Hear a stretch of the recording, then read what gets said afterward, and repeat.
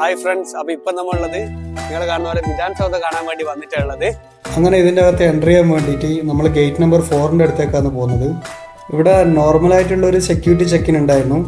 അതും കഴിഞ്ഞ് നമ്മളങ്ങനെ അകത്ത് കയറി.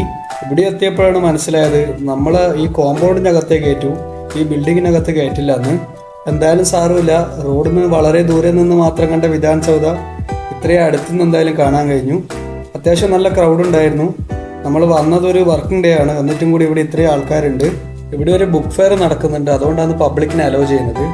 ബുക്ക് ഫെയറിൻ്റെ കൂടെ തന്നെ കുറച്ച് ഫുഡ് കൗണ്ടേഴ്സും ഉണ്ട്. അപ്പം ഞാനൊരു കോഫിയും അതുപോലെ മാളും ഒരു ബദാം മിൽക്ക് ടേസ്റ്റ് ചെയ്തു. അതൊക്കെ കഴിക്കുമ്പോഴേക്കും സന്ധ്യയായി.